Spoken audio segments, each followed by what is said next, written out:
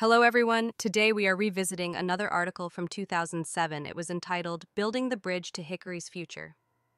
It was intended as a follow up editorial to the All American City guest column, but was not published in the record. It was published 1 year later upon the creation of the Hickory Hound blog. It warned of tough times ahead for Hickory: economic slump, job struggles, and young folks leaving town.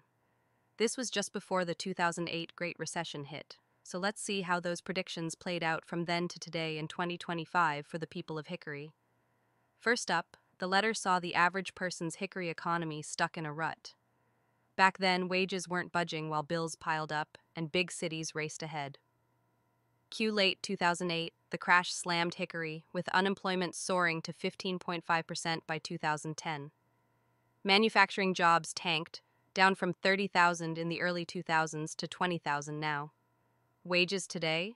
About $24 an hour on average here, behind the nation's $31. Household income is at $52,000, trailing North Carolina's average of $66,000. Unemployment's back to a healthy 3.4%, but growth is slow. Charlotte's booming $180 billion economy makes Hickory's $13 billion economy look tiny. The Hound's stagnation warning? Pretty spot on. Next, the letter called out the temporary agency trap: workers bouncing from layoffs to low-pay gigs with no security. That's still a thing. Currently, a quarter of North Carolina's workforce is in temp or gig roles. In Hickory, jobs moving stuff around, nearly 19,000 of them, pay $19 hourly, often through agencies with no benefits. Furniture factories still lean on this too, keeping costs low but workers unsteady. Financial insecurity? It's a quiet struggle that's stuck around. The Hound gave local leadership flack too, claiming they focused on small stuff over big job wins. They fought a Lowe's home improvement store being built in Viewmont back then. It got built anyway. But the bigger issue? They're still hooked on downtown perks like trails and breweries, not chasing game changers like big tech or alternative energy. A Microsoft data center and a new college campus popped up, but they haven't been game changers. Manufacturing is still 19% of jobs around here. That's more than most places, but it's shrinking, not evolving like it needs to. Charlotte's shadow looms large, and Hickory's reacting, not leading. About the youth exodus: has young talent stuck around? Not quite.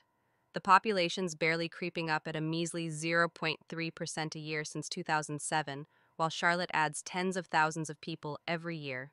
About 15% of the Hickory Metro's workforce, 23,000 people, commute out, chasing Charlotte's bigger paychecks. The 20 to 34 age group is down to 18.5%, and the average age is 39. It's not a ghost town, but it's not a youth hotspot either. Lastly, the letter said service jobs, like retail or dining, wouldn't save Hickory. Real industry builds wealth. Retail and healthcare jobs grew, paying $17 to $43 hourly, but these jobs don't drive an economy like manufacturing. Without fresh industries, growth is flat. So Hickory didn't crash and burn, but it's not flying high either. The 2007 warnings: stagnation, temp agency traps, risk-averse leadership, fleeing youth, and service job reliance, were pretty spot on. The thing is, Hickory has always had potential, but it needs bold moves to leap forward. That's it for today. Catch you next time.